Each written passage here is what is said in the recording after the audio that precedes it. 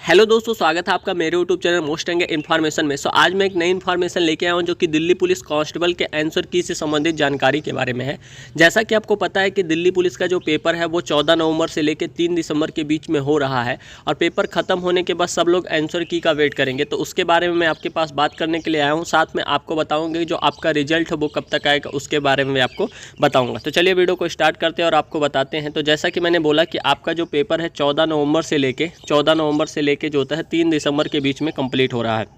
और आज है 3 दिसंबर और आज का दिन जो होता है लास्ट एग्ज़ाम है और आज के बाद जो होता है इसका एग्ज़ाम नहीं रह जाएगा। लेकिन कुछ ऐसी जो होता है शिफ्टें थी जिनमें जो होता है शायद एग्ज़ाम कैंसिल कर दिया गया है और एग्ज़ाम कैंसिल करने की वजह से शायद ये 4 तारीख या कुछ तारीख को शेड्यूल हो जाए। तो मुझे लगता है थोड़ा एक दिन आगे भी बढ़ सकता है। तो 3 नवंबर हम मान के चलेंगे, ठीक है। और आमतौर पर एसएससी की अगर हम बात करें तो एसएससी कितने दिनों में आंसर की जारी करती है उसके बारे में अगर हम बात करें तो हमें एसएससी जीडी देखना होगा। एसएससी जीडी 2022 का जो होता है कई शिफ्टों में एग्ज़ाम चले थे और जैसे दिल्ली पुलिस में है तो उसका अगर देखें तो आंसर की लगभग मान के चलिए 5 से 6 दिन के अंदर आ गया था। 5 से 6 दिन के अंदर आ गया था। तो ऐसे ही अगर मोटा मोटी आंकड़ा लगाकर इसका देखें तो इसका भी आंसर की मुझे लगता है कि 5 से 6 दिन के अंदर आ जाएगा।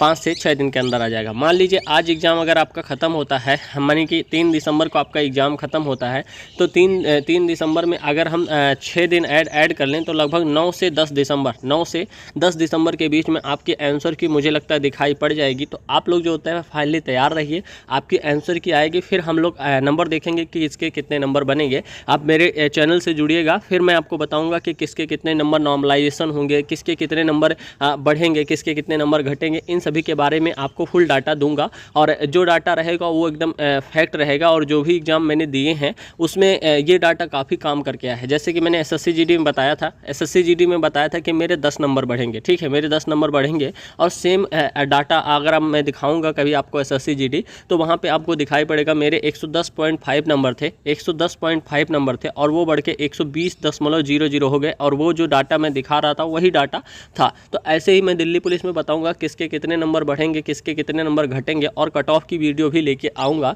तो यहाँ पे आप देख सकते हैं कि आपका जो होता है मतलब मेरा जो होता है नंबर था ऐसे बढ़ा था। तो ये डाटा भी मैं आपको बताऊँगा। तो आपके आंसर की मुझे लगता है 9 से 10 दिसंबर के बीच में दिख जाएगी। तो आप लोग जो होता है फाइनली तैयार रहिएगा। और आपने एक नोटिस भी देखी होगी तो वहाँ पे पता चल रहा है कि दिसंबर में ही आपके फिजिकल भी चालू है।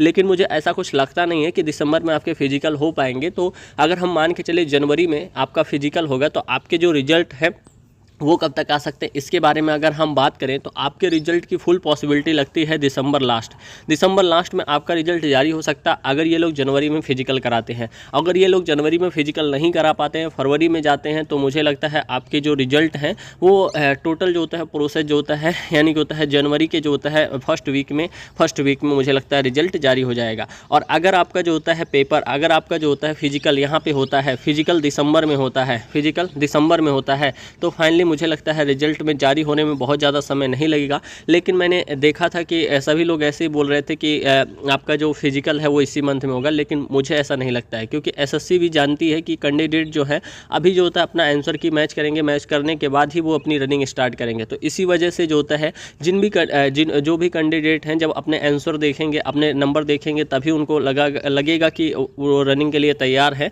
ठीक है। तो अगर हम कट ऑफ की बात करें तो कट ऑफ में एक मोटा मोटी आंकड़ा बता देता हूं। जैसे जनरल कैंडिडेट, जिन भी कैंडिडेट के मान के चलिए 70 नंबर बनेंगे, 70 नंबर मतलब फिजिकल के लिए तो भाई मुझे लगता है समथिंग 63-64 नंबर पे आ जाएगा। लेकिन फाइनल के लिए कम से कम मान के चलिए 70 से 75 नंबर के बीच में जिन भी कैंडिडेट के रहेंगे वो मुझे लगता है उनका फाइनल सिलेक्शन हो सकता है। वहीं ओबीसी कैंडिडेट अगर हम देखें तो जिन भी कैंडिडेट के मान के चलिए जो होता है 69 से जो होता है 73 के बीच में रहेगा, यानी कि तो ये फाइनल रहेगी और मुझे लगता है वो कैंडिडेट फाइनल हो सकते हैं। और नॉर्मलाइज अगर ज़्यादा हो गया, ज़्यादा घट बढ़ गया तो हो सकता है कि 2-3 नंबर का और ज़्यादा इजाफा देखने को मिले। लेकिन अगर नॉर्मलाइजेशन ऐसे 1-2 नंबर का हुआ तो मुझे नहीं लगता बहुत ज़्यादा दिखाई पड़ेगा। वहीं ईडब्ल्यूएस कैंडिडेट, जिन भी कैंडिडेट के मान के चलिए जो होता है यानी कि होता है जिन भी कैंडिडेट के मान के चलिए 69 से 73 नंबर हैं वो मुझे लगता है फाइनल में दिख सकते हैं। और वहीं पे अगर हम एससी कैंडिडेट का देखें तो जिन भी कैंडिडेट के मान के चलिए जो होता है 67 से जो होता है 67 से 72 नंबर है वो मुझे लगता है फाइनल में दिख सकते हैं। वहीं पे एसटी कैंडिडेट जो होता है, एसटी कैंडिडेट जिन भी कैंडिडेट के 66 से लेके मान के चलिए 70 नंबर तक हैं वो मुझे लगता है फाइनल में दिख सकते हैं। अगर आप फिजिकल के लिए जाना चाहते हैं तो फिजिकल के लिए मुझे लगता है आपकी जो कट ऑफ है वो मान के चलिए 5 नंबर माइनस कर दीजिए, 5 नंबर या 10 नंबर माइनस कर दीजिए, इतना जो होता है आपके फिजिकल की जो होता है कट ऑफ रह सकती है। तो आपकी कट ऑफ मुझे लगता है इसी के आसपास रहेगी। अगर फीमेल कैंडिडेट हैं तो 10 नंबर उसमें से कम कर लीजिएगा, आपके जो होता है उतने जो होता है अगर है तो मुझे लगता है आपका फाइनल सिलेक्शन हो सकता है, क्योंकि फीमेल कैंडिडेट की जो वैकेंसी है वो काफ़ी ज़्यादा है, तो इसीलिए मैं बात कर रहा हूँ। ठीक है, तो आपका रिजल्ट मुझे लगता है अगर दिसंबर में आपका फिजिकल हुआ तो बहुत जल्दी जारी होगा, लेकिन अगर जनवरी में फिजिकल हुआ तो दिसंबर लास्ट तक जो होता है आपका रिजल्ट जारी होगा। और जनवरी में भी अगर फिजिकल नहीं हुआ, जनवरी लास्ट में हुआ तो जनवरी फर्स्ट वीक में तो मुझे लगता है आपका कन्फर्म है। वहीं पे जो होता है मैंने आंसर की बात की तो आंसर की आपका जो होता है मैंने बताया कि आंसर की आपकी जो होता है 9 से 10 दिसंबर तक आ जाएगी। तो आप लोग जो होता है फाइनली अपने आंसर की को मैच करिएगा और मुझे बताइएगा कमेंट बॉक्स में, फिर मैं आपको बताता हूँ कि कितने आपके नॉर्मलाइजेशन होंगे, कितने बढ़ेंगे, किसके घटेंगे, किसके बढ़ेंगे, कितने नंबर पर किसका सिलेक्शन हो सकता है। ठीक है, सो ये एक ओवरऑल वीडियो थी जो कि मुझे लगा कि आपको देनी चाहिए। सो आई होप कि वीडियो आपको अच्छी लगी होगी। अगर वीडियो अच्छी लगे तो वीडियो लाइक करना, शेयर करना, सब्सक्राइब करना। मिलते हैं नेक्स्ट वीडियो में। धन्यवाद, नमस्कार, जय हिंद।